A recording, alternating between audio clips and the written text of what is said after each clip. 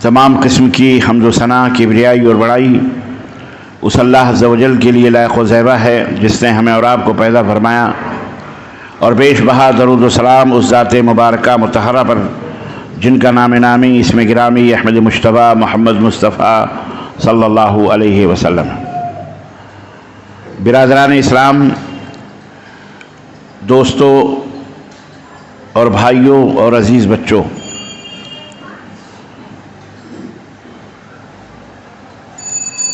بڑی مسرت اور خوشی کی بات ہے کہ آپ کے اس اللہ کے گھر میں، اس مسجد میں، مسجد اہل حدیث میں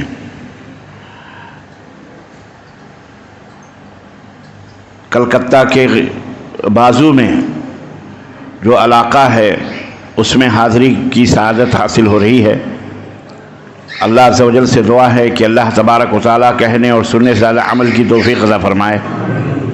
چند باتیں بطور نصیحت، سب سے پہلے اپنے لیے، پھر آپ حضرات کے لیے، اور ایسی باتیں جو آپ کی دنیا اور آخرت کے لیے خیر و بھلائی کی ہیں، میں رکھنے کی کوشش کروں گا، اور اس کے بعد سوال و جواب مختصر سا وقفہ ہوگا۔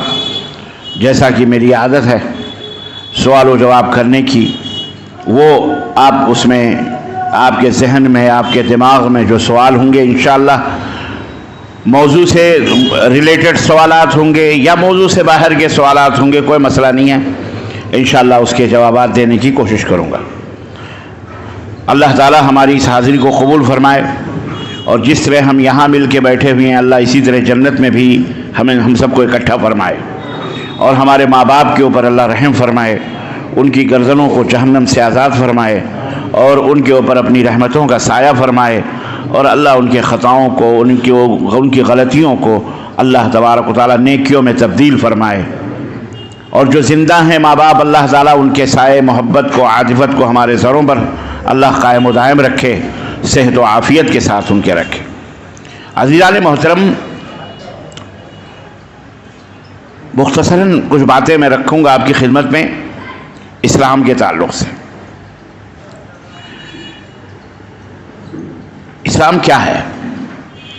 ہم سب مسلمان اپنے آپ کو کہتے ہیں، لیکن کیا کبھی ہم نے اس بات کا علم حاصل کرنے کی کوشش کی کہ اسلام کا مطلب کیا ہے؟ ہم مسلمان ہیں تو کیوں ہیں؟ یہ بہت بنیادی بات ہے، اور بہت کم لوگ اس بنیادی بات کی طرف اپنے عوام کو، اپنے لوگوں کو متنبہ کرتے ہیں۔ میں اس بنیادی بات کو اس لیے آپ کے ذہن میں بٹھانا چاہ رہا ہوں تاکہ ہمارے اوپر جو ایک ذمہ داری ہے، ایک بوجھ ہے، وہ بوجھ ہلکا ہو سکے، اور آپ بھی اس بوجھ میں شیئرنگ کریں، آپ بھی پارٹنر بنیں،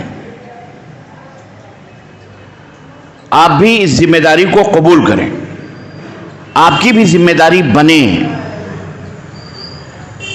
اس لیے یہ علم آپ کو پہنچانا چاہ رہا ہوں میں، اور یہ جانکاری آپ کو دینا چاہ رہا ہوں، اور اس لیے بھی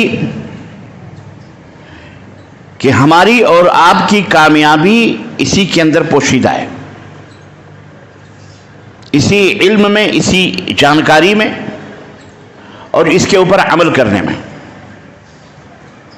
تیسرا سبب یہ ہے کہ اللہ عز و جل نے ہمیں اور آپ کو اسی علم کو حاصل کرنے اور دوسروں تک پہنچانے کے لیے نبیوں اور رسولوں کا سلسلہ جاری فرمایا، اور جس میں آخری رسول، آخری نبی، ہمارے اور آپ کے آخری نبی حضرت محمد الرسول اللہ صلی اللہ علیہ وسلم۔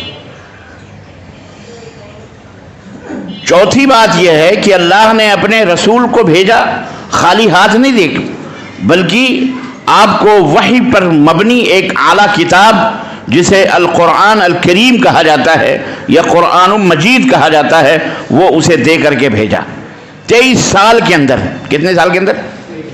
23 برس میں سبقن دھیرے دھیرے جب ضرورت پڑی، حاجت پڑی، آیت کریمہ کو اتارا، آیت کریمہ کو اپنے نبی کے اوپر نازل فرمایا، کبھی فرشتے کے ذریعے، کبھی ڈائریکٹ، کبھی کچھ گھنٹیوں کی آواز جیسے، کبھی حاطب غیبی سے، الغرض مختلف انداز سے اس قرآن کریم کو اپنے نبی کے اوپر نازل فرمایا۔ اور پھر ایک دن آیا کہ یہ 30 پاروں کے اندر یہ پورا قرآن ہمارے سامنے آج ہماری خدمت، آج ہمارے لیے موجود ہے۔ تو اس قرآن کے اندر وہ سارا علم موجود ہے۔ اس لیے بھی میں آج آپ کی خدمت میں یہ باتیں رکھنا چاہ رہا ہوں کہ یہ ہماری ذمہ داری ہے کہ ہم اس قرآن کے میسج کو، اللہ کی اس وحی کو، اللہ کے اس پیغام کو اپنے اس بھارت دیش کے اندر 140 کروڑ جس میں کم و بیش جو بھی ہم ہیں، آپ ہیں، 17، کوئی کہتا ہے 20، کوئی کہتا ہے 30، کوئی کہتا ہے 35 سال میں ہم کچھ بھی ہوں۔ اور افسوس تو یہ ہے کہ ان 20 یا 25% میں ایسے لوگ ہیں جو بیچارے ان کو خود پتہ نہیں ہے اسلام کیا ہے، وہ خود بہت سارے کوڑے کباڑ لے کر کے اور اس کے اوپر رنگ و روغن کر کے اسلام لوگوں کو متعارف کروا رہے، یہ بھی اسلام ہے، یہ بھی اسلام ہے، جس کا اسلام سے کوئی رشتہ ہی نہیں، تعلق ہی نہیں، جو اسلام جس سے ابا کرتا ہے، انکار کرتا ہے، یہ اسلام نہیں ہے۔ ہمارے مسلمان اس کو لوگوں کے درمیان پروڈکٹ بنا کر کے یہ بھی اسلام ہے۔ افسوس اس بات کا ہے، اس میں بچے کھچے آپ لوگ ہیں جنہیں اہل الحدیث کہا جاتا ہے، جن کے اوپر شروع سے ہی ظلم و ستم کے پہاڑ توڑے جا رہے ہیں، اور یہ ظلم و ستم کے پہاڑ شیطان اور اس کے بندے ہی توڑ رہے ہیں، کوئی دوسرا نہیں توڑ رہا ہے، شیطان اور اس کے بندے ہی ہیں۔ ایک چھوٹی سی مسجد آپ کو اس علاقے میں مل گئی، آپ نے ایک چھوٹی سی مسجد قائم کی، یاروں کی تو بڑی بڑی مسجدیں ہوں گی، لیکن اللہ تبارک و تعالیٰ کے ہاں کمیت مقصود نہیں ہے۔ اللہ تبارک و تعالیٰ کے ہاں کوانٹیٹی اللہ نہیں دیکھتا ہے، اللہ کوانٹیٹی نہیں دیکھتا بلکہ کوالٹی دیکھتا ہے۔ کیا دیکھتا ہے؟ کوالٹی۔ کوالٹی کیسی ہے؟ میڈ ان چائنا مال تو بہت سارا مارکیٹ میں پڑا ہوا ہے، لیکن میڈ ان جاپان کون سا مال ہے؟ کوالٹی کیا ہے اس کی؟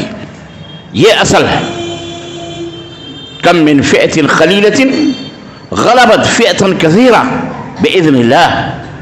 اللہ رب العزت کے یہاں چھوٹی چھوٹی کتنی جماعتیں ہیں جو بڑی بڑی جماعتوں کو نگل گئیں، بڑی بڑی جماعتیں پگھل گئیں ان کے سامنے، سجدریز ہو گئیں، بڑی بڑی جماعتیں ختم ہو گئیں، مغلوب ہو گئیں۔ اللہ کے حکم سے اللہ نے انہیں غلبہ عطا فرمایا ہے۔ تاریخ بھی موجود ہے ہماری، غزوہ بدر میں 313 اور کہاں 1000 کا مقابلہ، نبی کریم صلی اللہ علیہ وسلم نے چمچماتے ہوئے چراغوں کو طوفان کے سامنے کھڑا کر دیا لا کے، اللہ نے غلبہ عطا فرمایا۔ کھجور کی ٹہنیاں ان کے ایمان کی دولت اور برکت اور ایقان اور اللہ پر توکل کی وجہ سے کھجور کی ٹہنیاں چمکدار تلواروں کی شکل میں نکل گئیں، یہ بھی تاریخ ہمارے پاس موجود ہے۔ تو کبھی قلت اور کثرت کے اوپر کبھی افسوس، غرور نہیں کرنا چاہیے، قلت کے اوپر کبھی افسوس نہیں کرنا چاہیے، اللہ کا شکر ہے۔ لیکن آپ ہی ہیں، کریم ہیں، دہی اتنا بڑا بٹکے میں رکھا جاتا ہے لیکن اس میں گھی اتنا ہی نکلتا ہے، مسکا اتنا ہی نکلتا ہے کہ نہیں؟ اصل وہی کریم ہے، آپ وہ کریم ہو، آپ وہ گھی ہو۔ اللہ رب العزت نے آپ کو کتاب اللہ اور سنت رسول اللہ صلی اللہ علیہ وسلم کا علم عطا فرمایا ہے، فہم اور سمجھ دی ہے کہ صرف ایک اللہ کو پکارنے سے ہمارا مسئلہ حل ہو جائے گا، وہی مشکل کشا ہے، وہی حاجت روا ہے، وہی ہمارے دلوں کے علیم و بذات الصدور، دلوں کی جو دھڑکنیں ہیں اس دھڑکنوں کو جاننے والا ہے، وہی مالک کل ہے، وہی مارتا ہے، وہی جلاتا ہے، युखरिजुल हय्य मिनल मय्यित, वही मुर्दे से जिंदे को निकालता है और वही जिंदे को मुर्दा करता है, वही सारी कायनात के अंदर तदबीर करता है, वही सबका खालिक है, वही सबका मालिक है, वही सबका दाता है, वही रज़्ज़ाक़ है, हुवा रज़्ज़ाक़ु ज़ुल क़ुव्वतिल मतीन, वही सबसे ज़्यादा मजबूत रोज़ी देने वाला है। वल्लाहु यर्ज़ुक़ु मन यशाउ बिग़ैरि हिसाब, वही है जो बेहिसाब बेकिताब जिसको चाहता है रोज़ी अता फरमाता है। हज़रत मरियम मेहराब में बैठी अल्लाह की बंदगी कर रही हैं अकेली। हज़रत ज़करिया पहुँचते हैं, देखते हैं सामने किस्म किस्म के फ्रूट रखे हुए हैं, ये अंगूर, ये सेब, ये खजूर और ये जनाब अली किस्म किस्म के मेवे, किस्म किस्म के फ्रूट रखे हुए हैं। बड़े हैरत से कहते हैं बेमौसम के भी फल मरियम के पास मौजूद हैं। क़ाल या मरियम अन्ना लके हाज़ा, कहने लगे नबी हैं। कौन है? ज़करिया नबी हैं। कहने लगे मरियम अन्ना लके हाज़ा, ये कहाँ से तुम्हारे पास आ रहे हैं? यहाँ ना कोई मर्द है ना कोई औरत है, कोई आने जाना वाला, ये और अव्वलन तो ये बेमौसम के फल हैं, इनमें ये तो इस मौसम के फल भी नहीं है, ये कहाँ से तुम्हारे पास आए? क़ालत, तो उन्होंने क्या कहा कि हाज़ा मिन इंदिल्लाह, ये अल्लाह की तरफ से। किसकी तरफ से? अल्लाह की तरफ से है। वल्लाहु यर्ज़ुक़ु मन यशाउ बिग़ैरि हिसाब, और अल्लाह जिसको चाहता है बेहिसाब व किताब रिज़्क़ अता फरमाता है। तो ये ईमान है, ये इल्म है उस ईमान और उस इस्लाम के बारे में। देखें ये बात इसलिए मैं आपको बताना चाह रहा था इस्लाम के बारे में, ताकि आप जिस दीन को मान रहे हैं वो दीन क्या है? बोलो, इस्लाम है। वो दीन क्या है? इस्लाम है। ये दीन है, ये मजहब नहीं है। इस्लाम कोई मजहब नहीं है, ये बात याद रखना।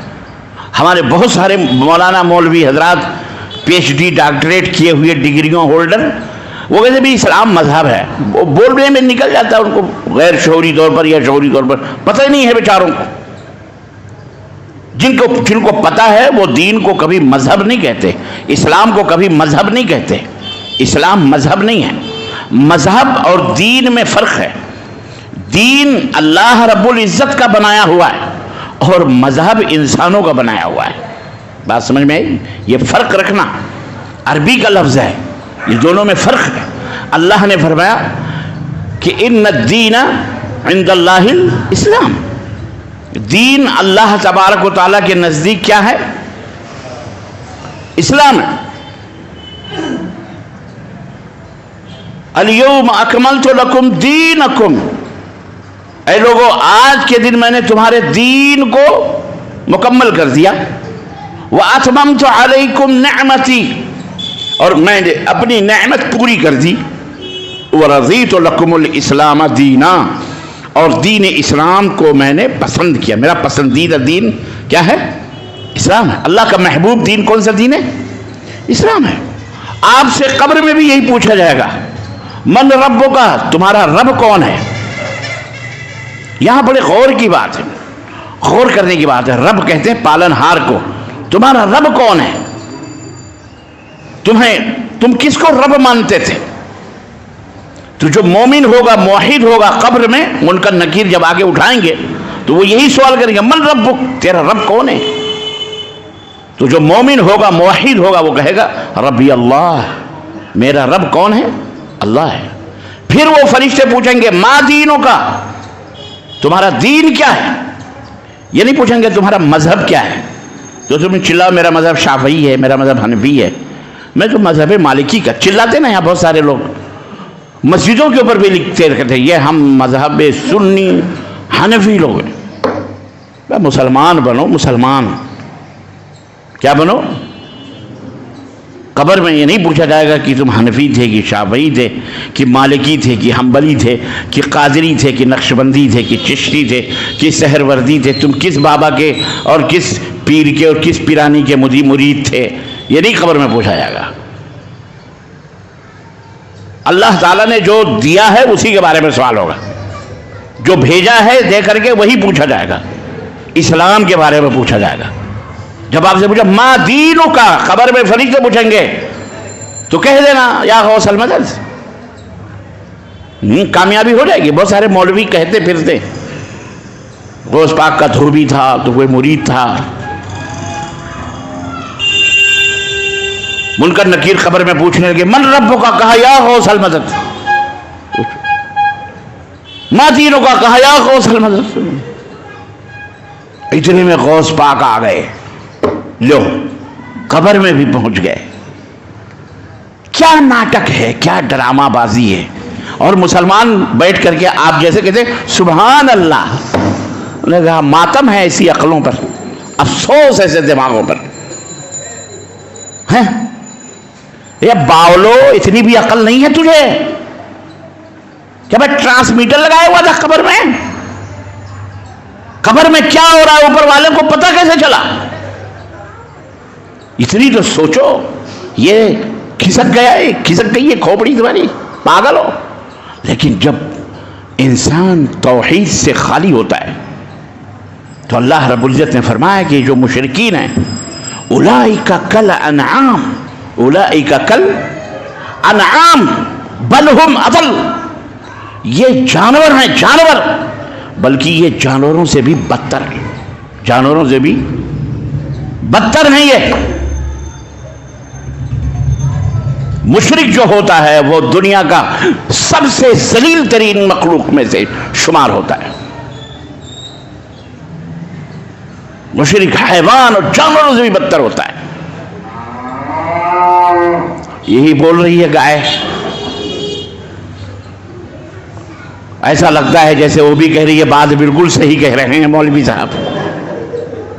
میرا بچہ میرا دودھ پیتا ہے. میرا بچہ میرا بچہ ہے, میں اس کی اماں ہوں, میرا دودھ پیتا ہے. اور انسان مجھے اماں بنا کر میرا دودھ پینے کے بجائے دریا, ندی اور پتھر پہ ڈالتا ہے اور میرا موت پیتا ہے. کیا پیتا ہے؟ پیتا ہے کہ نہیں پیتا؟ میں غلط بول رہا ہوں. ہمارے بھارت کی اسی دھرتی پر پیا جاتا ہے. مہاراج دودھ کو کہاں ڈالتے ہیں؟ گنگا میں. کہاں ڈالتے ہیں؟ دیکھا ہے آپ نے, یوٹیوب دیکھیے, اس میں موجود ہے. گنگا میں جو یوگی جی بہا رہے ہیں, یوگی جی دودھ کو کہاں بہا رہے ہیں؟ اور گائے کے موت کو پلا رہے ہیں. اولئک کل انعام. یہ اللہ کا قرآن دیکھو, یہ جانور ہیں, بل ہم اضل. یہ جانوروں سے بھی بدتر ہیں. ان کو اتنی بھی عقل نہیں کہ وہ ننا منا بچہ بھی جب پیدا ہوتے ہیں نا, لڑکھڑاتا ہوا تو ماں کی چھاتی ڈھونڈتا ہے اور ماں کی چھاتی میں جا کے منہ لگا کے پیتا ہے. ماں کا اپنے موت بولو. پتہ نہیں کہاں سے باتیں یاد آ جاتی ہیں تو سنانے کو دل کہہ دیتا ہے. ہمارے بھارت میں یہ بڑا عجیب و غریب ملک ہے, بہت ادبھت ملک ہے اور بہت پیارا ملک ہے. اللہ ہمارے ملک کو سلامت رکھے اور اللہ اس کی حفاظت فرمائے اور اس کے دشمنوں کو اللہ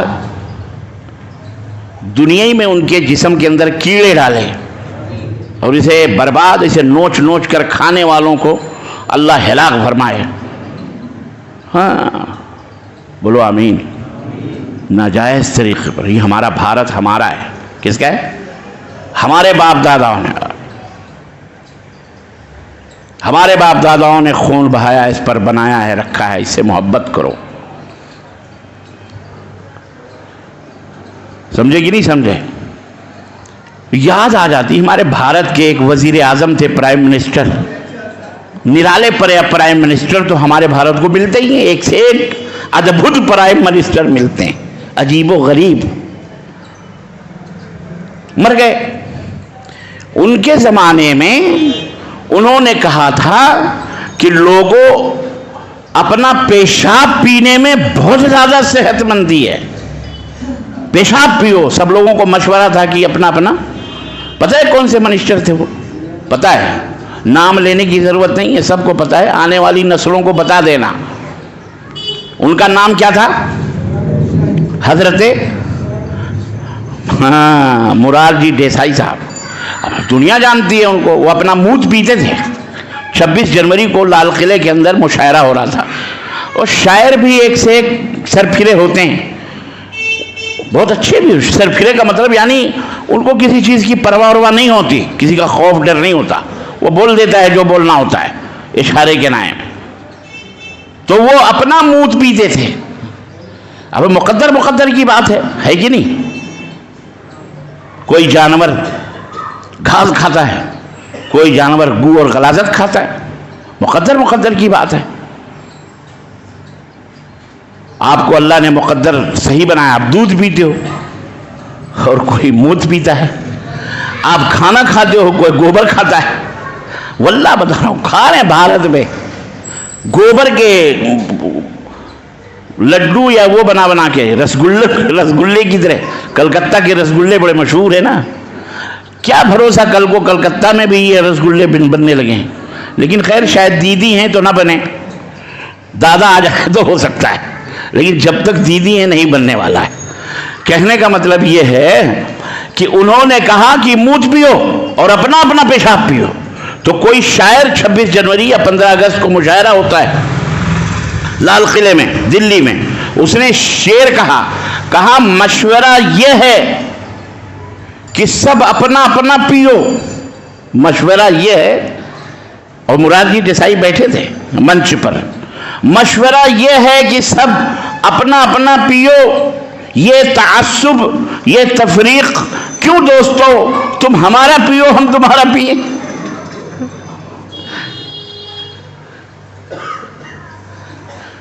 تو اللہ کا شکر ادا کرو کہ اللہ نے آپ کو اسلام جیسی دولت عطا فرمائی ہے.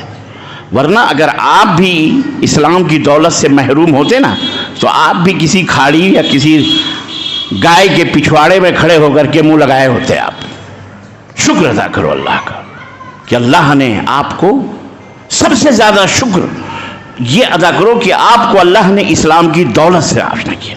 اب یہ اسلام ہے کیا؟ یہ اسلام وہ نہیں ہے جو لوگ آپ کو روڈوں سڑکوں پر، جنہیں اپنے گھر کا پتہ نہیں، وہ آپ کے گھر کا ایڈریس بتاتے پھر رہے ہیں کہ صاحب یہ اسلام ہے کہ ایک دوسرے کو مارو کاٹو قتل کرو خون کرو. صاحب یہ اسلام ہے کہ اسلام عورتوں کو 4 دیواریوں میں بند کر کے ظلم کرا. صاحب یہ اسلام ہے، یہ اسلام ہے، یہ اسلام ہے کہ جانوروں پر ظلم کرو، یہ اسلام ہے کہ عورت کے اوپر ظلم. یہ اسلام.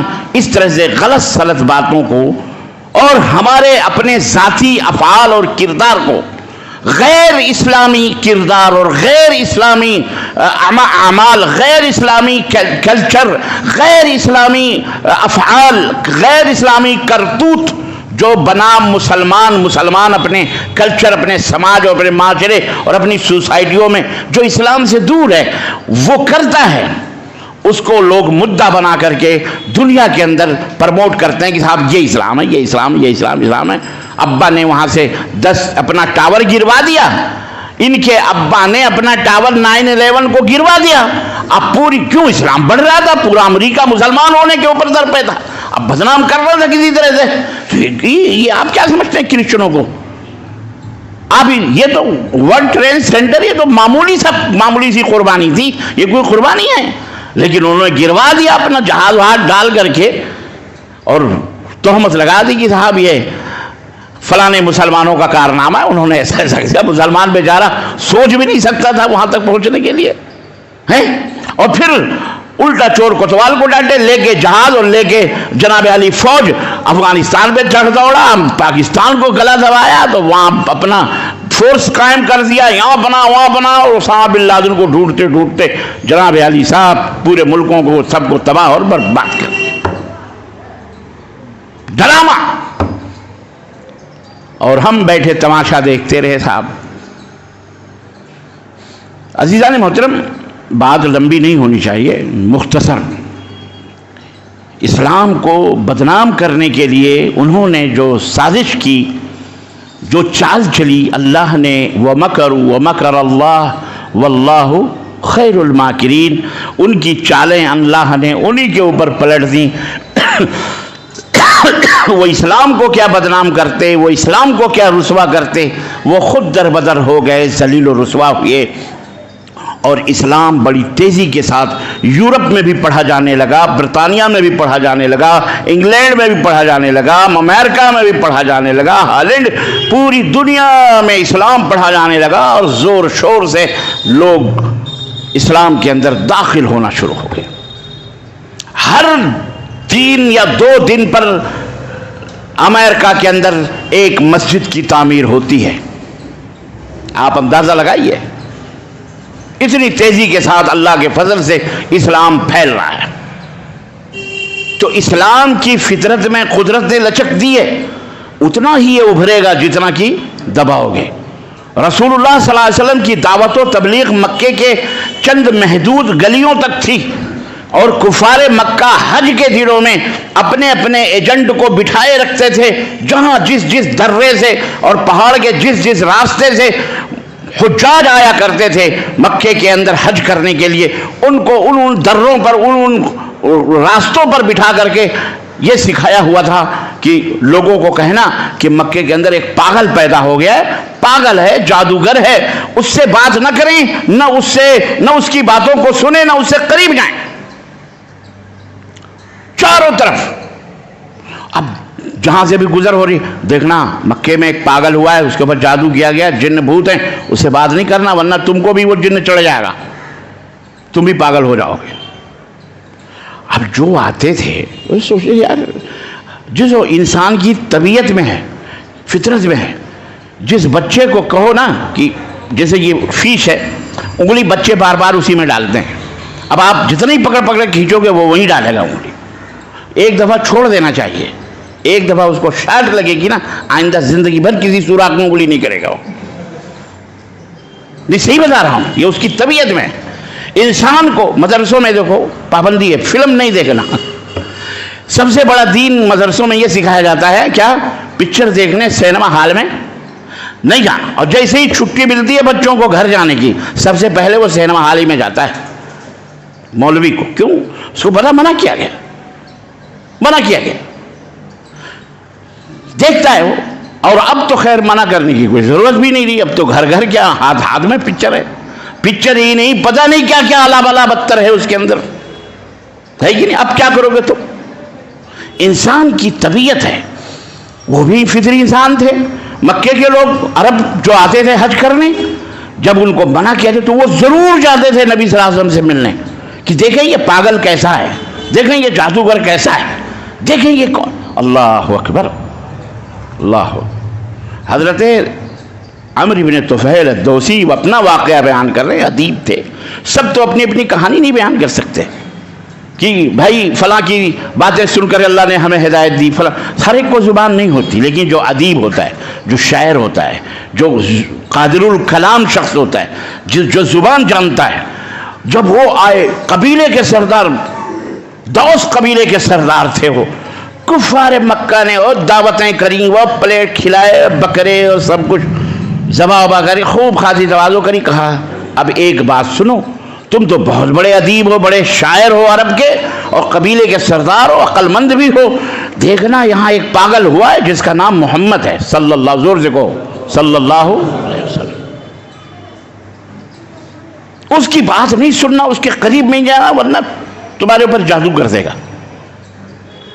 اب جاؤ طواف کرو خانہ کعبہ کا، کوئی بات نہیں، اس کو فل یوں کہہ دیے حدیث، نبی صلی اللہ علیہ وسلم کی باتیں کیا ہیں؟ حدیث ہے نا، نبی کی باتوں کو کیا کہا جاتا ہے؟ حدیث کہا جاتا ہے۔ اب انہیں جیسے فائر پروف کوئی چیز ہوتی ہے نا، بلڈنگ فائر پروف ہے، بیک فائر پروف ہے، یہ موبائل فائر پروف ہے، یا فلاں فائر پروف، ایسے حدیث پروف اس زمانے میں بنا دیا گیا۔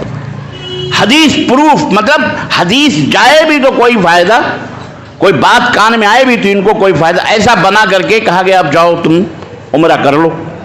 حضرت عمرو بن طفیل الدوسی رضی اللہ تعالی عنہ کہتے ہیں کہ میں شاعر، میں ادیب، میں قادر الکلام، میں عربی کا ماہر شخص،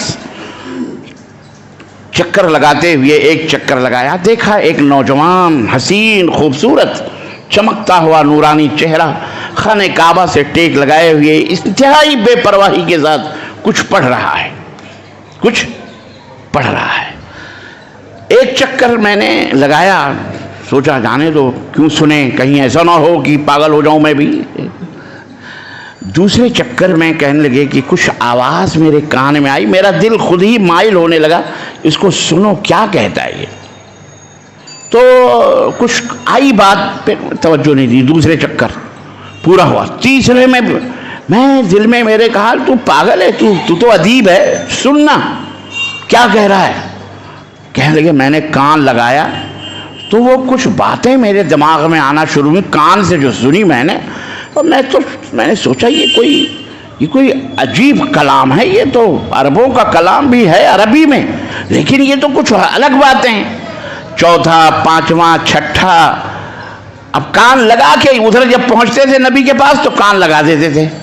सातवां चक्कर मुकम्मल कहने लगे करने के बाद मैंने सोचा ये जाहिल लोग हैं, इनको क्या पता, मैं भी तो सुनूं कि आखिर ये कैसा पागल है। चेहरे मोहरे से, शक्ल सूरत से तो ना मजनू लग रहा है, ना पागल लग रहा है, ना और इसकी बातें भी ऐसी हैं कि जो किसी जादूगर की बातें भी नहीं लग रही हैं। कहा मैं बैठ गया, कहा जो तुम पढ़ रहे हो सुनाओ। अल्लाह अकबर, अल्लाह अकबर। कहने लगे अल्लाह के रसूल सल्लल्लाहु अलैहि वसल्लम कुरान की तिलावत कर रहे थे, सूरह ताहा या कुछ सूरह थी, पढ़ रहे थे, और इधर वो पढ़ते जाते थे और हमारे कानों में अल्लाह के कलाम के वो रस घुलते जाते थे, यहाँ तक कि मेरे दिल की दुनिया ही बदलती जाती थी। और मैंने कहा वल्लाह ये किसी इंसान का कलाम नहीं हो सकता है, ये ज़ुबान किसी इंसान की नहीं हो सकती, ये तो कोई गैबी कलाम है।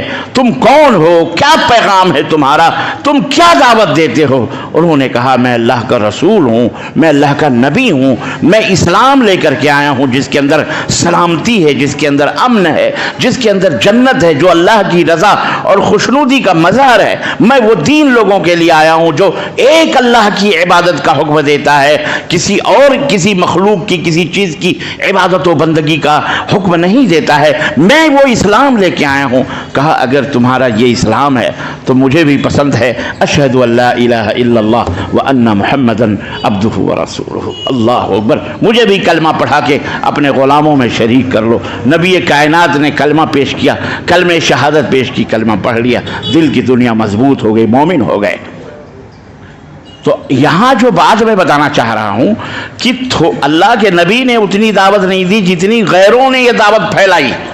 नाके पर बैठकर देखना ये पागल है, देखना ये इस मस्जिद में आज भी यार लोग यही कर रहे हैं, अबे ये वहाबी है, ये गुस्ताखे रसूल है, अबे इसकी मजलिस में नहीं जाना, अमा इसकी बात नहीं सुनना, पुलिस माई बाप ये आएगा तो फसाद पैदा हो जाएगा, ये फितना पैदा हो जाएगा, इसको रोको। एसडीएम के पास जा रहे हैं, पुलिस स्टेशन में जा रहे हैं, गवर्नमेंट वो जनाब आली जो शहर और उसका उस तक रपट लिखवाते हैं और जा कहते हैं जी इसकी बात लोग सुनेंगे तो लोग जो है ना देशद्रोही हो जाएंगे, ये हो जाएंगे, वो हो जाएंगे। इस तरह रोकते हैं और रोक करके लोगों को, और अल्लाह के फजल से जो सुन लेते हैं कुरान और सुन्नत की बातें, वही हलावत, वही मिठास, वही सराहत, वही पैगाम, वही तौहीद, वही सुन्नत, अल्लाह के फजल से वो खुद ही उनकी दुनिया बदल जाती है और फिर वो अल्लाह के राह में चल पड़ते हैं। अल्लाह का शुक्र और उसका एहसान है। ये है इस्लाम की बरकत, खालिस इस्लाम, खालिस दीन। समझ में बात आई कि नहीं? तो इस्लाम सबसे बड़ी नेमत है, सबसे बड़ी दौलत है। और इस्लाम में अहलुल हदीस हो जाना, इस्लाम मुसलमान तो सब हैं, इस्लाम सब मुसलमान हैं, सब अपने आप को बेचारे मुसलमान कहते हैं, लेकिन इन मुसलमानों में कुछ महंत बैठे हैं, मठ बैठे हुए हैं, पुजारी बैठे हुए हैं, अपनी अपनी दुकानें, कोई तावीज़ की दुकान, कोई गंडे की दुकान, कोई झाड़ फूंक की दुकान, कोई रुकिया सेंटर, कोई टुकिया सेंटर, कोई फलाना सेंटर, कोई दरगाह, कोई चिल्ला, कोई मज़ार, कोई शद्दा, कोई आलम, कोई चबूतरा, जहाँ देखो वहीं पूजा पाठ शुरू है, धर्म है। ये मुसलमानों में एक बला आई हुई है और ये शैतान ने यह बला लाई हुई है। ये अल्लाह का शुक्र है कि हम और आप इससे बोलो पाक हैं, महफूज हैं। याद रखो ये धीरे धीरे शिर्क की तरफ ले जाने वाली चीज़ें हैं। याद रखो शिर्क कोई मामूली चीज़ नहीं है। शिर्क इतना खतरनाक बला है और इतना खतरनाक जहर है कि अल्लाह अकबर। हज़रत इमामुल हुदा, इमामुल अंबिया कह लें आप, अबुल अंबिया कह लें, हज़रत ابراہیم علیہ السلام، اللہ تبارک و تعالیٰ نے ان کی جو تعریفیں کی ہیں قرآن کریم میں، اسی توحید کی وجہ سے، اور ان کا کارنامہ آپ پڑھیے، ان کا کارنامہ پڑھیے، اور وہ مرد مجاہد جس کو اقبال نے کہا کہ آج بھی ہو جو براہیم سا ایما پیدا، آگ کر سکتی ہے انداز گلستاں پیدا، آج بھی آگ انگارے جو ہیں پھول بن سکتے ہیں آپ کے لیے، آج بھی آپ کے لیے آگ بجھ سکتی ہے، پر ایمان ابراہیم جیسا ہونا چاہیے۔ الا تاکلون، بت خانے میں پہنچ کر اپنی قوم کے کہہ رہے ہیں کھاؤ یہ چڑھاوے، یہ نذرانے، یہ مٹھائیاں، یہ جلیبیاں، یہ بندیاں، یہ بتاشے، یہ مٹھائیاں، کھاتے کیوں نہیں؟ کھاؤ۔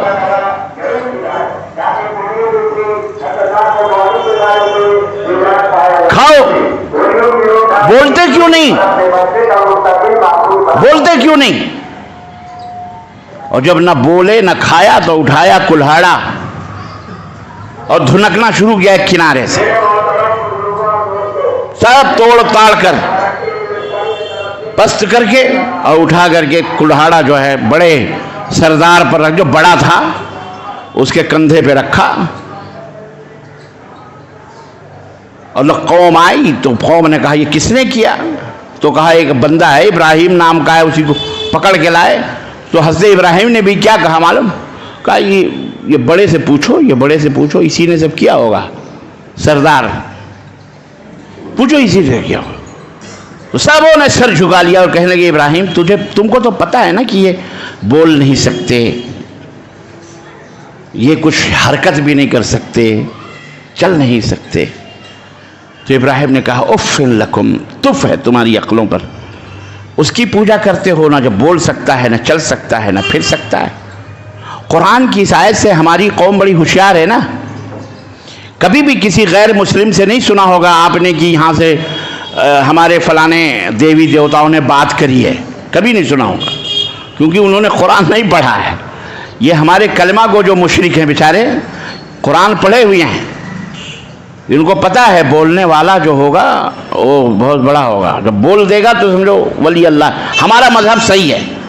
تو انہوں نے گڑھا کہ خواجہ صاحب بھی بولتے ہیں، یہاں تک کہ قبروں تک پہنچا دیا بھائی ان کو، من ربکا کے جواب میں، ما دینکا کے جواب، یا غوث المدد و غوث پاک پہنچ گئے۔ تو ہمارے لوگ چونکہ حضرت ابراہیم کے واقعے کو جانتے ہیں، پڑھتے ہیں، جو ابراہیم نے کہا بولتے کیوں نہیں، تو کہا ہمارے بزرگ بولتے بھی ہیں، درگاہ سے آواز آتی ہے، مزار شریف سے کیا آتی ہے بولو۔ اور ایک شیخ الحدیث اس دور کے، افسوس اس بات کا ہے، اس عہد کا شیخ الحدیث اپنی کتاب فضائل درود میں لکھتا ہے کہ حضرت سید رفاعی آئے حج کے لیے، اور اللہ کے نبی کے دربار میں پہنچے جب مزار اقدس پر، تو کہا یا رسول اللہ، پہلے میری روح آتی تھی تیرے نبوت کو چومنے کے لیے، آج رفاعی بذات خود آیا ہوا ہے مصر سے آپ کے دربار میں، اپنا دستے مبارک نکالیے تاکہ میں اس کو بوسہ دوں۔ تو اللہ کے نبی نے دستے مبارک نکالا قبر سے، قبر پھاڑ کے، بولو دستے مبارک سمجھتے ہو؟ ہاں، ہاتھ نکالا، اور پھر حضرت سید رفاعی نے بوسہ دیا۔ 50 یا 90 ہزار لوگوں نے دیکھا۔ سن کون سے سن میں؟ کون سے سن میں؟ ایک سگریٹ ہے اس سن کے نام پر، نمبر پر۔ کون سا سگریٹ نمبر ہے؟ 35۔ ہاں، یہ بہت زمانے کی بات کر رہا ہوں میں، آج کی نہیں ہے۔ 35 ہے نا سگریٹ، کوئی 555۔ یاد رکھنا تاریخ، وہ سگریٹ یاد کر لینا، پینا نہیں، پینا نہیں، اپنی صحت کو مت برباد کرو۔ سگریٹ پینے والے ہو، بیڑی پینے والوں، یہ ننھے ننھے اپنے بچوں پر رحم کرو۔ بہت پان گٹکے کھاتے ہو نا، سوراخ ہو جاتے ہیں یہاں پہ، کینسر ہو جاتا ہے۔ اللہ سے ڈرو، یہ ننھے منھے بچے یہ تمہیں دیکھ کر خوش ہوتے ہیں. اپنی اولاد کو پان میں تمباکو کھاتے ہوئے سوچنا, گٹکا کھاتے ہوئے سوچنا کہ میرے ننھے منھے بچے اگر میں کینسر کا مریض ہوا تو کہاں سے کما کے لائیں گے, کیسے میرا علاج کرائیں گے, جب میں تڑپوں گا, جب میں جھنجھلاؤں گا, جب مجھے 10-10 لاکھ 25-25 لاکھ کے علاج, ایک انجیکشن 3-3 لاکھ کے 4-4, تو میرا یہ بچہ جو کہ میں 30,000 کا مالک نہیں ہوں, میرا بچہ کہاں سے لائے گا؟ یہ کیا کریں گے میرے بچے؟ میری بیوی جو معصوم بے گناہ گھر میں ہے, سگریٹ دھوئیں پی پی کر کے, ہم اسے بھی جتنا پینے والے کو نقصان نہیں ہوتا اتنا اس دھواں سونگھنے والے کو نقصان ہوتا ہے.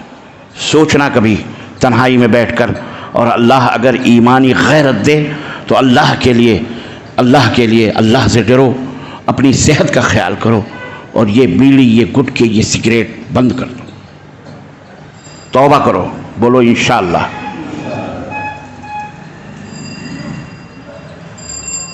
توبہ کرو اللہ تعالیٰ سے, اور بہت آسان ہے. یہ بعض لوگ کہتے ہیں کہ ہم چھوڑ دیں گے تھوڑا تھوڑا کر کے. نہ, جب عہد کیا تو عہد کیا. رمضان میں 12 گھنٹے تو آپ بغیر گٹکے اور بغیر بیڑی سگریٹ کے رہتے ہو, یعنی گویا آپ کے اندر وہ مادے, وہ قوت مانعہ موجود ہے جو 12 گھنٹے آپ کو کنٹرول کر سکتی ہے.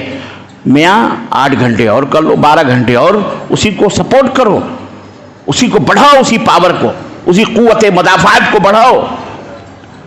وہ انشاءاللہ 12 گھنٹے بھی آپ کر لو گے. 24 گھنٹے چھوڑ دو اس کو, ایک دم اس کو نکال کر چھوڑ دو, توڑ کے پھینک دو ساری. یعنی کہ یہ پیکٹ ذرا ختم ہو جائے تب. نہ یہ پیکٹ ختم ہوگی, نہ یہ لعنتی دکانیں ختم ہوں گی, نہ یہ لعنت آپ سے جائے گی, الا یہ کہ ایک بیگ ہی دھکا دے کے باہر کر کے اس خبیث چیز کو باہر کرو. اپنے منہ کو گٹر نہ بناؤ. آپ کا یہ منہ ہے جس سے الحمدللہ, سبحان اللہ والحمدللہ لا الہ الا اللہ جیسے ذکر اور اذکار قرآن پڑھتے ہیں, یہ گٹر نہ بناؤ کہ کوئی بھی چیز بس ڈالتے جاؤ ڈالتے جاؤ ڈالتے جاؤ. سمجھ میں آ رہی ہے بات کی نہیں آ رہی ہے؟ یہ شہادت گہے الفت میں قدم رکھنا ہے. اہل حدیث ہو تو اہل حدیث سچے پکے بنو.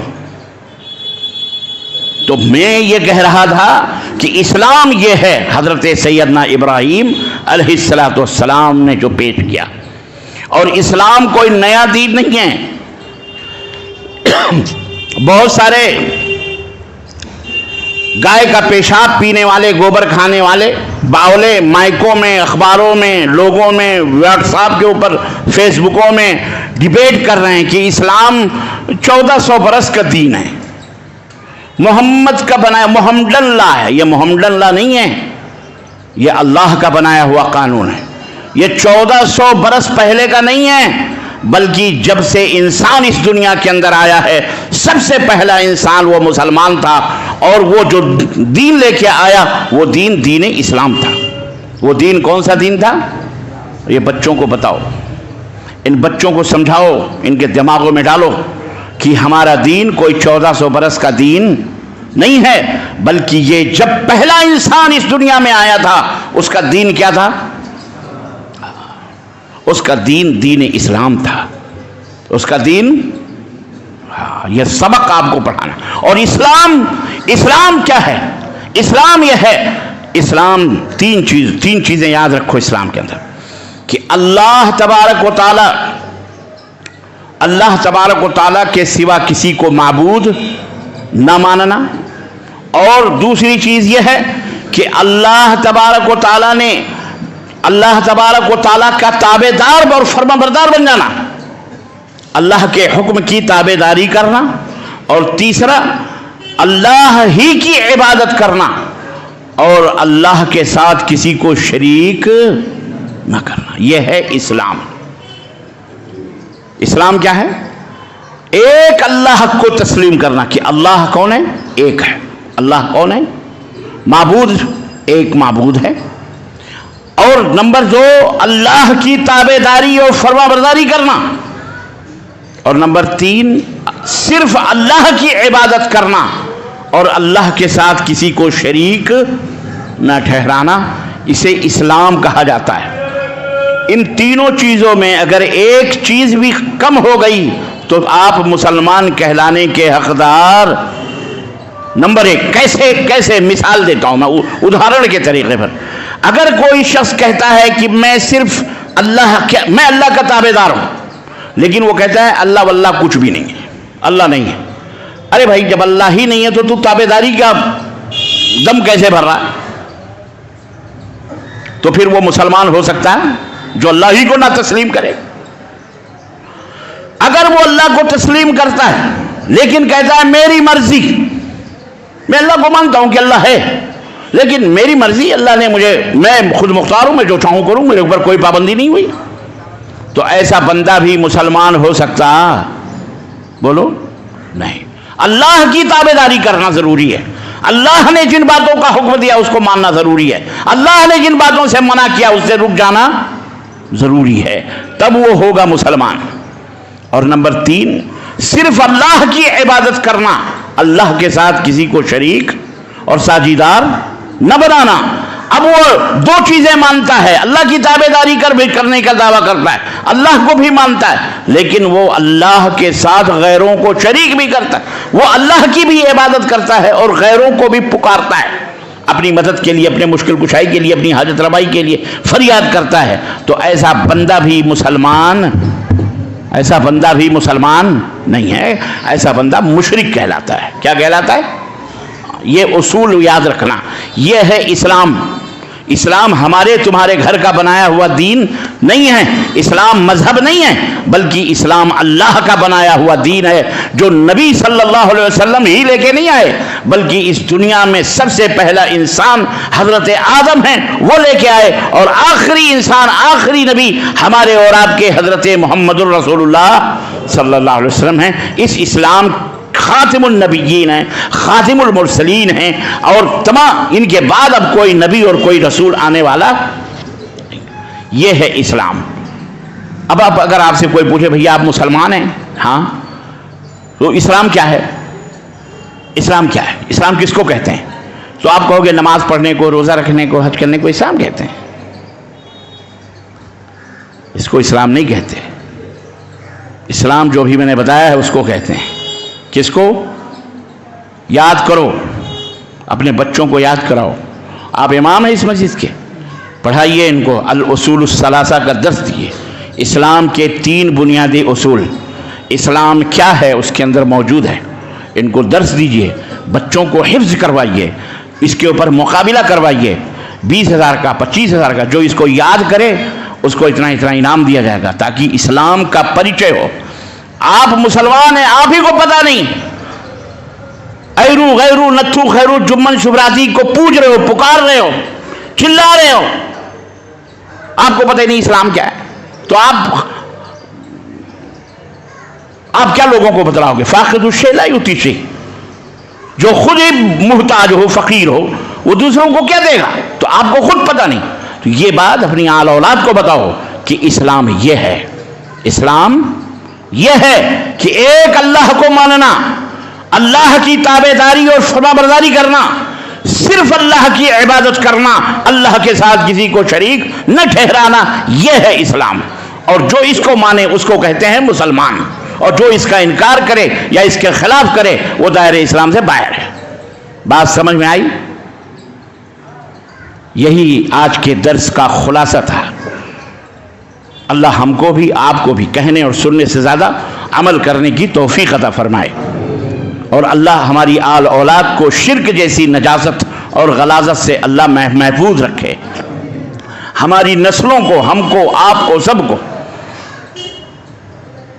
شرک کرنے سے اللہ ہم کو محفوظ رکھے، بدعات کرنے سے ہم کو محفوظ رکھے، نبی کی اتباع اور پیروی کرنے کی ہم سب کو توفیق عطا فرمائے، اللہ کی تابع داری، رسول کی فرما برداری کرنے کی توفیق عطا فرمائے، اور اللہ ہم سب کو صحیح طور پر مومن اور صحیح طور پر متقی پرہیزگار مسلمان بنائے. آمین یا رب العالمین. وصلی اللہ علی نبینا محمد وعلی آلہ وصحبہ اجمعین.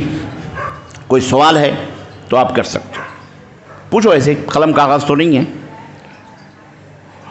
اچھا میں ایک سوال کرتا ہوں. میں سب لوگ اس میں قرآن پڑھنا جانتے ہیں؟ شرمانا نہیں. سب کو قرآن پڑھنا آتا ہے اس میں؟ माशाअल्लाह सब कुरान पढ़े हुए। अब जाहिर है जिसको नहीं भी आता होगा वो भी कहता होगा कि हाँ शर्म है क्यों, लेकिन चलो कोई बात नहीं, जिसको नहीं मालूम है वो कुरान सीखो। ये ना देखो कि मैं बुजुर्ग हो गया, मैं बुढ़ा हो गया, मेरी दाढ़ियाँ सफ़ेद हो गई हैं, मैं मशगूल हूँ, मैं फला हूँ। कुरान सीखो। इस मस्जिद में हल्का कायम करो कुरान सिखाने का। कुरान सिखाने के लिए हल्का कायम करो। और हल्का कायम करने का मतलब नहीं है कि उसी इमाम से अजान भी दिलवाओ, उसी इमाम से नमाज भी पढ़वाओ और फिर उसी के ऊपर एक और बोझ डाल दो, मेरे बच्चों को भी पढ़ाओ। हराम है यह। ठीक है पढ़ाएगा वो, लेकिन उसका मुआवजा बढ़ाओ, उसकी तनख्वाह क्या करो, हाँ 10 बच्चे पढ़ाओ तो 1-1 हज़ार दो कम से कम, एक बच्चे के पीछे तो 10,000 उसका बढ़ेगा। ये तो सोचते होंगे आप, अरे यार ये तो बड़ा लंबा खर्चा बता रहे हैं मौलाना। तुमने कुरान की तजलील की है इसलिए जलील हैं हम। अंग्रेज़ी पढ़ाने वाला ट्यूशन लेता है, 1-1 बच्चे के पीछे 2-2 हज़ार ट्यूशन देते हो तुम, और गधे की तरह बच्चा हमारा बस्ता टांग के पीछे और उसके दरवाजे पे जाता है, उसके दरवाजे पे जा करके खुद जाता, मौलवी तुम्हारे घर जाता है। हालांकि मौलवियों को नहीं जाना चाहिए किसी के घर, जिसको 72 दफ़ा क़र्ज़ हो यहाँ के मस्जिद में पढ़ाए और फीस लगाओ उसके ऊपर 2-2 हज़ार, 1-1 हज़ार की, और वो अपनी जेब में मस्जिद वाले ना रखो, मौलवी साहब की जेब में रखो। वो बेचारा अपना 1 घंटा 2 घंटे टाइम देता। ये ना सोचो अरे ये तो 10,000 पा रहे हैं, 20, अब ये 10,000 देंगे 20,000 हो जाएगा। मैं क्या है 10,000 आज के ज़माने में, क्या हैसियत है 10,000 की मुझे बताइए आप। 15 की क्या हैसियत है, राशन भराने जाओ तो भी पता चलेगा, दाल नमक रोटी का भाव मालूम होगा। इसलिए अपने उलमा की कदर करो, उनकी तनख्वाहें अपने इमामों को ज़्यादा से ज़्यादा दो ताकि वो उनका ईमान ताज़ा रहे, वो गैरों की तरफ नज़र उठा के उनकी इज़्ज़त हो, वो इज़्ज़त से रहें, खुददारी से रहें। जी जनाब अली चलिए सवाल। सवाल था कि एक भाई अगर रेगुलर मस्जिद नहीं आता है, वक्त होती हुई भी कभी नहीं आता है, घर पे पढ़ता है, तो उसके बारे में क्या? उसको समझाइए, उसको बताइए, उसकी मजबूरियाँ हो सकती हैं, हो सकता है अल्लाह ताला उसको माफ़ किया, उसकी मजबूरी की वजह से नहीं आता है। बहुत सारे मौलवी हैं ज़रा उज़्र बना लेते हैं, कभी मस्जिद में नहीं जाते। क्या उज़्र है कि थोड़ा लंगड़ाहट है, तो माजूर हैं, तो इस वजह से मस्जिद में भी नहीं जाते कि भाई हमें अल्लाह ने इजाज़त दी है, जो माजूर हैं वो घर ही में पढ़ लें, तो लोग घर ही में पढ़ लेते हैं। तो वो उनको डराइए अल्लाह से, बकिया मामला उनके ऊपर छोड़िए, क्या करेंगे कि उनको बताइए कि अल्लाह के रसूल सल्लल्लाहु अलैहि वसल्लम ने मना फरमाया कि कोई मजबूरी रहते हुए ना रहते हुए भी मस्जिद के अंदर ना आना ये गुनाह है।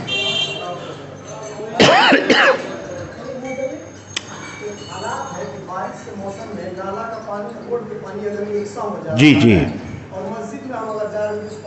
नहीं, बारिश अगर सुनो बात ही ख़त्म, नाला बहे ना बहे, नाला बहे ना बहे बिरादरम, नाले को मारो गोली, नाला बहे ना बहे, सिर्फ बारिश हो जाए ना, बारिश हो रही है तो जो मस्जिद में है उन्हें जमा बैन सलातैन कर लेना चाहिए। मगरिब अगर बारिश हो रही है तो ऐशा के साथ मिलके पढ़ लो, और अगर ज़ोहर में बारिश हो रही है तो असर पढ़ लो, बात ही ख़त्म। नाला चाहे भले ना बहे, सीमेंटेड रोड हो, सुनो मेरी बात, बारिश हो रही हो तो अपने घर में नमाज़ पढ़ो। सल्लु फी रिहालिकुम, अल्लाह के रसूल सल्लल्लाहु अलैहि वसल्लम का पैगाम, इस सुन्नत को भी ज़िंदा करो भाइयों। ज़बरदस्ती न गले में फंदे डाल के बैठो, इस्लाम क्या आसान है। नाला बहरा कैसे आएगा बंदा, अमा बारिश ही हो जाए, सिर्फ बारिश हो जाए, आधी तूफान आ जाए तो भी अपने घरों में पढ़ लो। इस्लाम इसका नाम है, ज़बरदस्ती घसीट के मस्जिद में लाने का नाम इस्लाम नहीं है। बात समझ में आई जी? दाढ़ी को छोड़ देना चाहिए, माफ़ कर देना चाहिए। वअफ़ुल लोहा वक़स्सु शवारिब, और मोछों को छोटी करो और दाढ़ियों को बढ़ाओ। अल्लाह हम सबको इसकी तौफ़ीक़ अता फरमाए। जी कौन से पत्थर? अच्छा इस पर वल्लाह अगर उंगली ये पैर में पहनना जायज़ होता तो मैं इसे पैर में भी पहनता। इस्लाम में किसी भी पत्थर के अंदर कोई खूबी नहीं है, और इसके अंदर कोई खूबी तस्लीम करना ये कुफ्र है, ये बेईमानी है, समझ रहे हैं? हज़रत इसी बदअक़ीदगी को कुफ़ार मक्का की हज़रत सैयदना उमर फ़ारूक़ आज़म रज़ी अल्लाह ताला अन्हु एक दफ़ा तवाफ़ कर रहे थे, खाने काबा का चक्कर लगा रहे थे, और खाने काबा के उस हजर अस्वद के पास टिके और कहने लगे इन्नी अअलमु अन्नका हजरुन لا تنفع ولا تضر، مجھے پتہ ہے کہ تو ایک پتھر ہے اے حجر اسود، تو ایک پتھر ہے، تو نہ نفع پہنچا سکتا ہے نہ نقصان پہنچا سکتا ہے، لیکن چونکہ تجھے میرے نبی نے چوما ہے، میرے نبی نے تجھے چوما ہے، اس لیے میں بھی چوم رہا ہوں، اگر میرے نبی نے تجھے چوما نہ ہوتا تو میں تجھے بھی، تو جب حجر اسود کے اندر کوئی نفع نقصان نہیں تو اس کے علاوہ یہ جو پہاڑ اور پتھر ہیں ان کے اندر کون سی خوبی آئے گی کہ یہ فیروزی کلر ہے، یہ فلانی کلر ہے، یہ پہنو گے تو 2-3 شادیاں ہو جائیں گی، یہ پہنو گے تو رنڈوے سے بچ جاؤ گے، یہ پڑھو گے تو تم ٹاٹا برلا ہو جاؤ گے، یہ پہنو گے تو تم امبانی بن جاؤ گے۔ اگر ایسا ہوتا تو آج کسی کے ہاتھوں میں ایک نہیں 4-4 5-5 انگوٹھیاں ڈھکے ہوئے رہتے پہنے ہوئے، ہے کہ نہیں؟ لیکن کچھ نہیں ہے جی۔ جتنے بھی یہ مقدر بتانے والے ہیں نا، جو دوسروں کے مقدر بتاتے ہیں، یہ سارے روڈوں پہ بیٹھے رہتے ہیں، ان کو بے غیرت تو اپنا مقدر کیوں نہیں دیکھ لیتا؟ اور اگر اس پتھر کے اندر اتنی خوبی ہے تو اپنا مقدر کیوں نہیں بنا لیتا؟ یہ سب باولے لوگ ہیں، اور باولے ان کے پیچھے جاتے ہیں جن کے دلوں میں توحید نہیں ہے، جن کے پاس ایمان نہیں ہے۔ ایمان ہوتا، سمجھ ہوتی تو یہ نہ موت پیتے، نہ گوبر کھاتے، نہ پتھر پوجتے، نہ یہاں جاتے۔ جی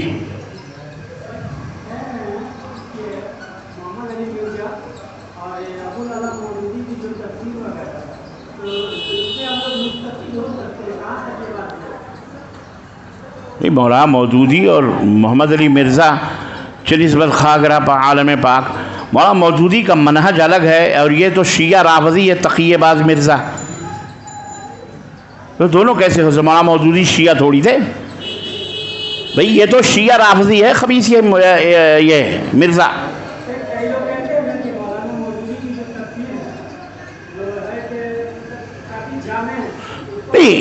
اس میں بھی غلطیاں ہیں، جہاں غلطیاں اسے چھوڑ دو، جو اچھی چیزیں لے لو، بات ختم۔ خذ ما صفا دع ما قدر، جو اچھی چیزیں ہیں کسی کی بھی ہے لے لو، جو بری ہے اسے چھوڑ دو۔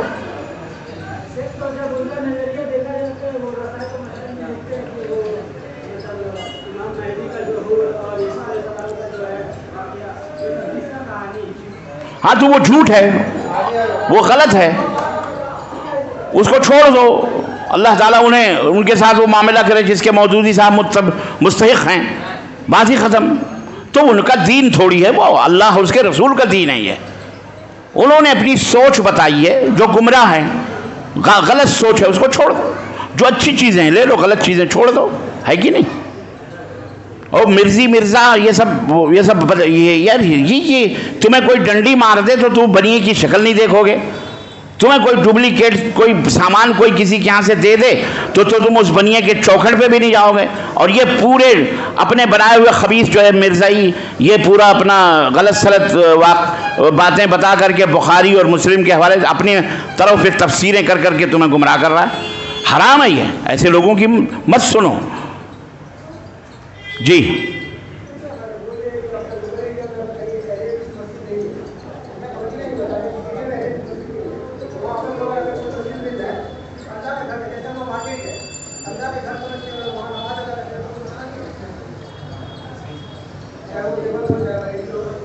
ہاں مسجد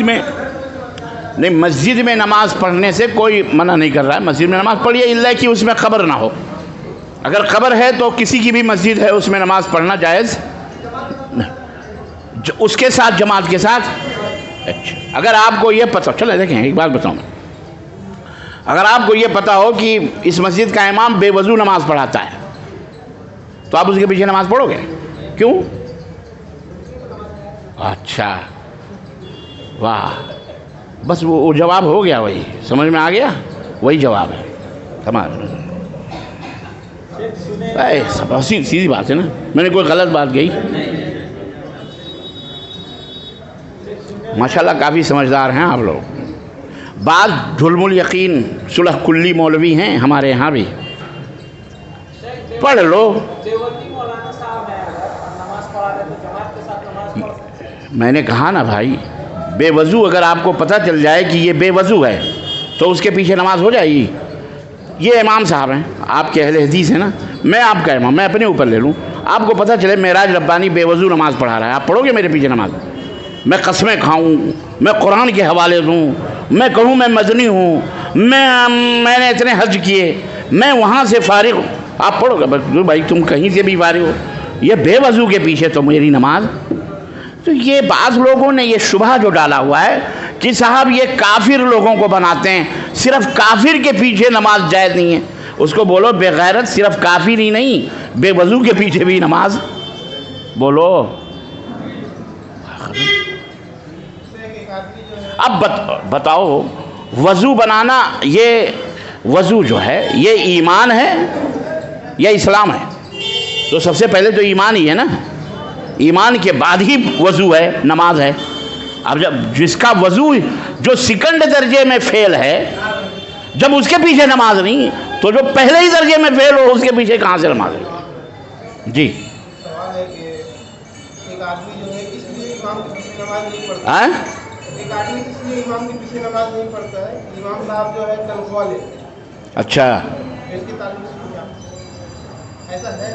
اسے اللہ کی عبادت بھی نہیں کرنی چاہیے پھر، کیونکہ وہ اللہ سے روزیاں حاصل کرتا ہے. جب کھاتا ہے جبھی اللہ یاد آتا ہے اسے، تو اسے عبادت بھی اللہ کی نہیں کرنا چاہیے، بھوکے پیٹ عبادت کرنا چاہیے بے غرض ہو کر کے. کیا ضرورت ہے اللہ سے روزی لینے کی؟ اسے چاہیے کہ اپنی آنکھیں اپنے کان بھی نکال کے پھینک دے، کیونکہ یہ سب اللہ نے دیے ہیں، کسی کا احسان نہیں.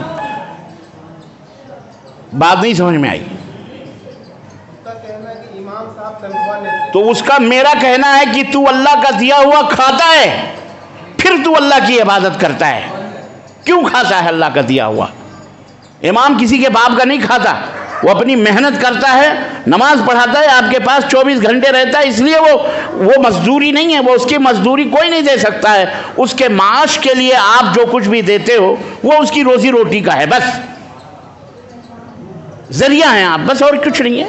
اس مسجد میں اگر امام نہیں رہے گا تو مسجد کیا ہوگی؟ یہ ویران ہو جائے گی. یہ جس کی بھی مرضی آئے گی. بھیا کسی کا موبائل ہے دیکھو، اللہ جزائے خیر دے آپ کو، اللہ ہر مسلمان کو آپ جیسا مسلمان بنائے بھائی. چلو بھائی اب جھگڑا مت کرو، شکریہ ادا کرو، جزاک اللہ خیر بول. نہیں شکریہ جزاک اللہ خیر. جی سمجھ میں آیا بھیا؟ جائز ہے یہ. حضرت عمر بن خطاب رضی اللہ تعالیٰ عنہ بولو تم سے زیادہ متقی پرہیزگار تھے. اماموں کی تنخواہ، فوجیوں کی تنخواہ، سب کی تنخواہیں بارڈروں کے اوپر مقرر تھی، سب کے رجسٹر جو بھی سرکاری کام سب کی تنخواہیں مقرر تھی. اور اس زمانے میں جو اساتذہ مقرر تھے ان کی بھی تنخواہیں حضرت عمر بن خطاب نے مقرر کی تھی. وہ تم سے زیادہ پاک صاف تھے، ہے کہ نہیں؟ اس کو سمجھاؤ. اس کو شیطان کہیں بہکا کے لے کے جا رہا ہے کہیں اور، بہکا دیا پورا، بالکل نٹ بول ڈھیلا. حالات اللہ اسے ہدایت دے. ہاں جی لیکن کسی کو نہیں بتایا، نہ اپنے بیوی، نہ اپنا بچہ، نہ اپنے فیملی، نہ اپنے پریوار، بس اپنا آخرت کی تیاری میں لگا. دیکھیں اللہ تعالیٰ اس بندے کو جانتا ہے کہ اس بندے کو کیا دینا ہے اور اس نے کیوں ایسا کیا یا نہیں کیا. وہ بندہ اس وقت اگر ہوتا تو ہم اس سے پوچھتے کہ تیری کیا مجبوری تھی کہ اپنے گھر والوں کو تو بتایا نہیں، سمجھایا نہیں، یا اپنے گھر والوں کو ایسا تعلیم نہیں دیا، یا محلے والوں کو کیوں نہیں. تو اس کے بارے میں تو ہم کیا بتا سکتے ہیں؟ اللہ ہی جانتا ہے کہ اس بندے کے ساتھ اس کو کیا کرنا ہے، کہ اس بندے کی کیا مجبوریاں تھیں، یہ ہم نہیں جانتے. اس لیے اس کو اللہ کے اوپر چھوڑ دو. جب وہ مر گیا جو اس کا معاملہ اللہ کے حوالے ہے، ہم کچھ نہیں کہہ سکتے اس کے بارے میں. خاموشی ہمارے لیے یہی بہتر ہے. رحم اس کے لیے دعا کریں کہ اللہ اس کی مغفرت فرمائے، اللہ اس کے اوپر رحم فرمائے، بس. جی میرا سوال ہے، اگر کوئی بھی مسئلہ ہے، کوئی بھی مسئلے کا حل قرآن اور سنت سے ثابت ہے، اگر کوئی شخص پیش کر رہا ہے یا ہمارے لیے یہی مسئلے پہ ہم عمل کریں گے، قرآن اور سنت میں واضح ہو گیا بات، تو نہیں مانیں گے، وہ حوالہ پیش کر رہا ہے، ابھی یہ کرتے ہیں اب ہم کریں، چاہے قرآن میں ہو یا حدیث میں. اس کو کیسے سمجھا جائے؟ جو قرآن و حدیث میں آ گیا وما انا علیہ اصحابی، تو نبی صلی اللہ علیہ وسلم کی سنت میں جس بات کا خلاصہ ہو گیا ہم اس پہ نہ عمل کریں گے، یا صحابہ کا جو کچھ وہ اس پہ عمل کریں گے. ویری ڈینجر سوال ہے.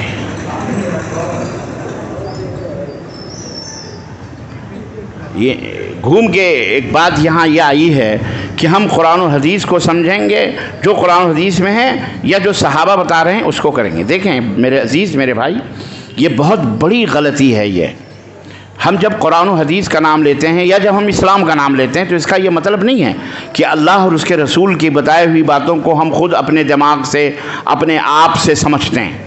ایک شارٹ کٹ میں ایک بات ہوتی ہے، ایک تفصیل ہوتی ہے.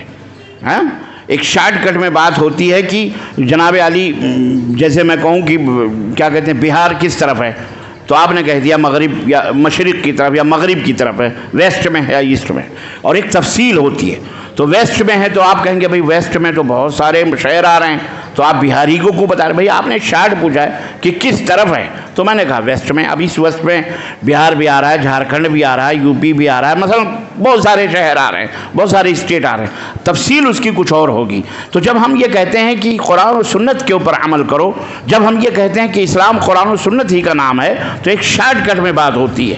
اور جب ہم یہ کہتے ہیں قرآن و سنت کے اوپر عمل کرو تو یہ بھی شارٹ کٹ ہے. جب اس کی تفصیل آئے گی تو اس میں یہ ہوگا کہ علیکم بسنتی و سنت الخلفاء الراشدین المہدیین. نمبر 1 کہ تمہارے لیے ہماری سنت اور خلفاء راشدین جو اللہ تعالیٰ کے رشد و ہدایت پر قائم و دائم ہیں، ان کی سنت کو پکڑنا ضروری ہے. ما انا علیہ و اصحابی، ما انا علیہ و اصحابی، ما انا علیہ، اسی میں جواب موجود ہے آپ کا کہ اللہ کے نبی نے فرمایا جس پر آج میں ہوں اور میرے اصحاب یعنی میرے صحابہ ہیں، یعنی ان کا بھی بتایا ہوا فہم، ان کی بھی بتائی ہوئی سمجھ ہمارے لیے حجت ہے، دلیل ہے اور دین ہے.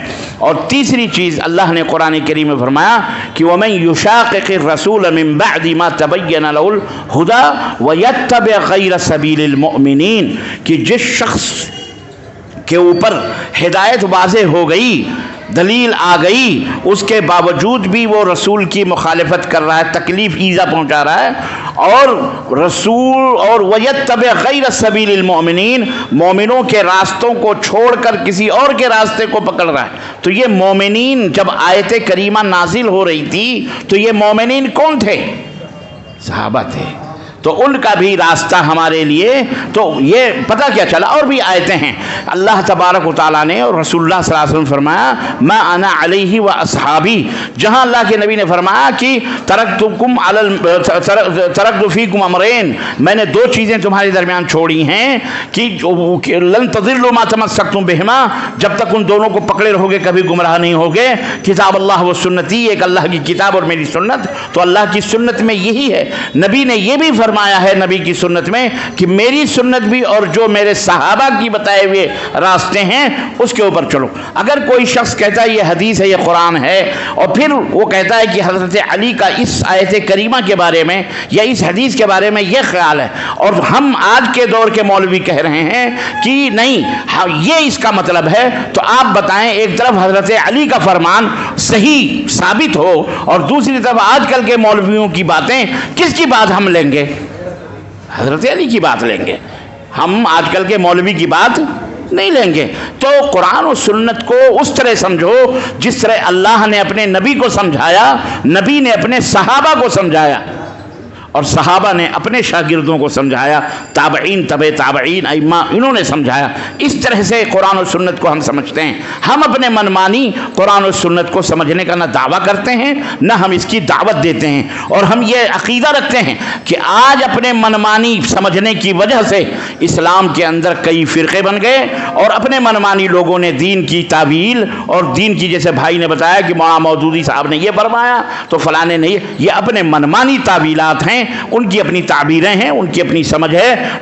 جو صحابہ کا مخالف ہو، جو صحابہ کا گستاخ ہو، جو صحابہ کرام جن کے بارے میں اللہ نے شہادت دی ہے کہ محمد الرسول اللہ والذین معہ، محمد اللہ کے رسول ہیں اور جو ان کے ساتھی ہیں، اللہ تعالیٰ نے فرمایا اشداء علی الکفار رحماء بینہم تراہم رکعا سجدا، کہ ان کو وہ کافروں کے لیے سخت اور آپس میں نرم نرم ہیں انہیں دیکھو گے رکوع اور سجدے کی حالت کرتے ہوئے اور ان کے چہروں سے نماز کے آثار ظاہر ہیں. ان کی مثالیں توریت کے اندر انجیل کے اندر موجود ہیں. اللہ نے ان کی تعریف کی ہے کہ رضی اللہ عنہم ورضوا عنہ، اللہ ان سے راضی وہ اللہ سے راضی. آج کل کا پدی کا مولوی یا مفکر یا مقرر یا محرر یا ادیب یا کوئی پیر یا کوئی بیرسٹر یا کوئی پروفیسر یا کوئی ڈاکٹر یا کوئی انجینئر آج کل کی تفسیر بتائے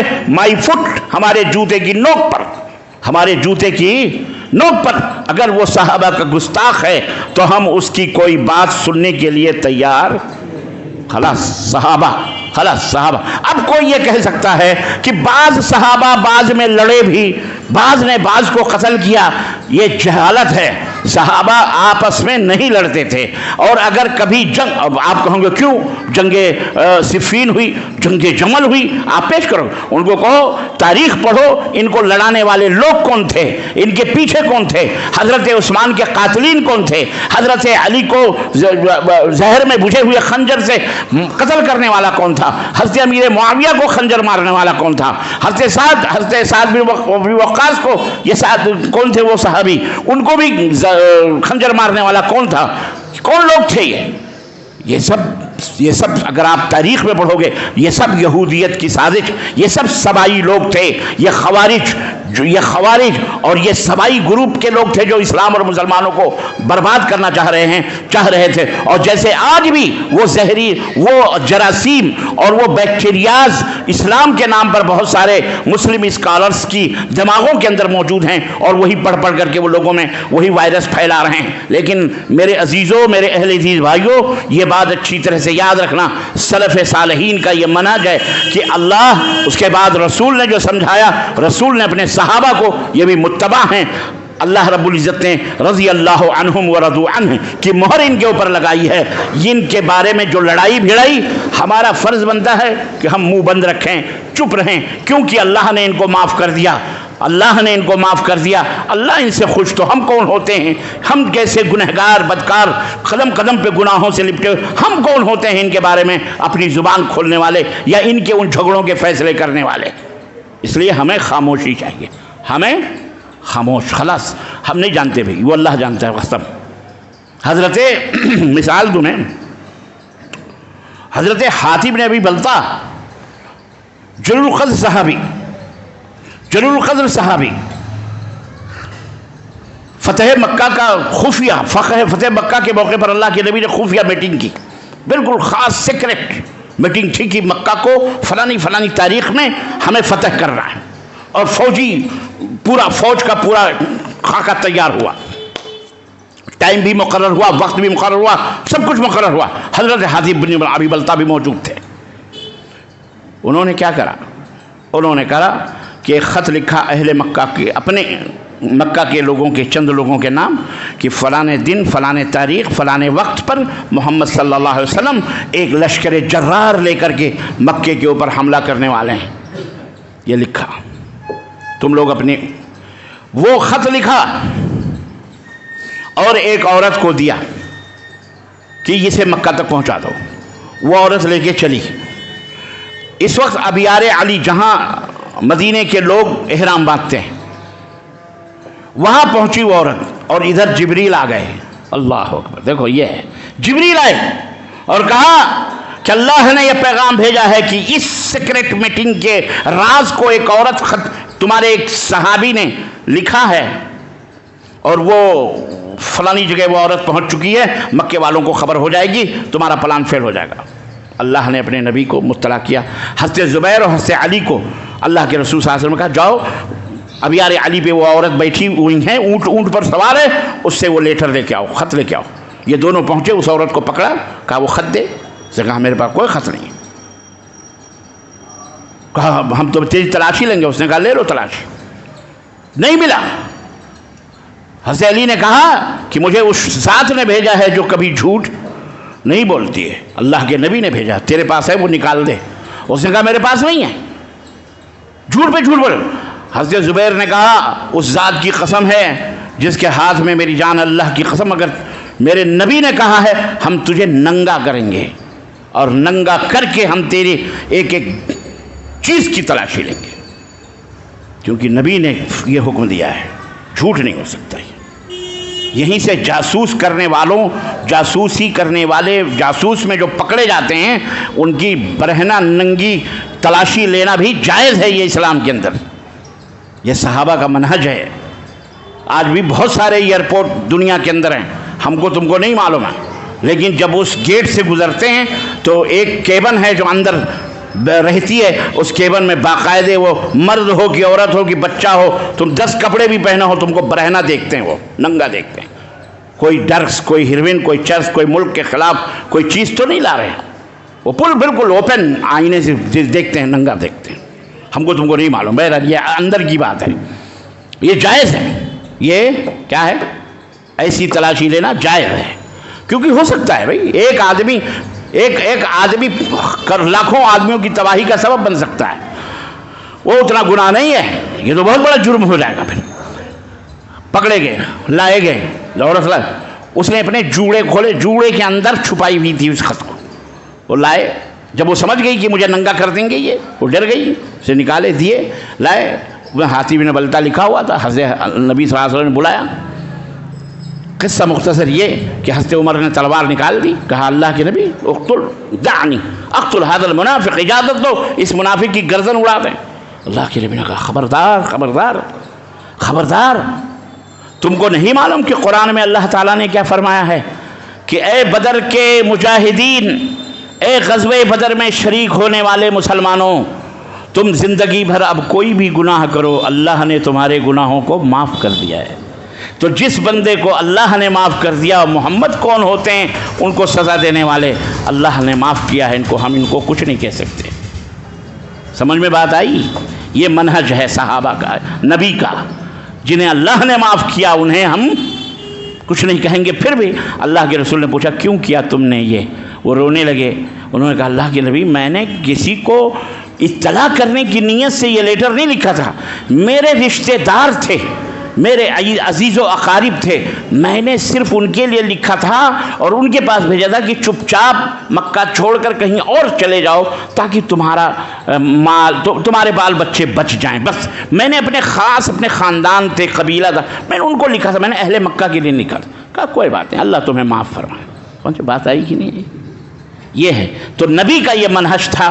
تو جس صحابہ کو اللہ نے معاف کر دیا، جب ایک صحابی کے بارے میں، بدر کے لوگوں کے بارے میں اللہ معاف کرتا ہے اور نبی بھی معاف کر رہے ہیں، تو آج ہم جیسے ٹوٹ پجیے غلام ابن الغلام ابن الغلام ابن الغلام ہم چلیں صحابہ کے اوپر زبان کھولنے کے لیے اور وہ واقعات پڑھ کے جن کو شیعہ رافضیوں نے 90 کا 90 بنایا ہے، کھینچتان کر کے ہم ایسی تاریخوں کو جوتے کی نوک پہ رکھتے ہیں، صحابہ کی عظمتوں کو سلام کرتے ہوئے، ان کی عزت اور ان کے ایمان کو اپنے سروں کے تاج بناتے ہوئے ان کے نقوش پا کی پیروی کرنے کا پیغام اور دعوت دیتے ہیں۔ سمجھ بات آئی؟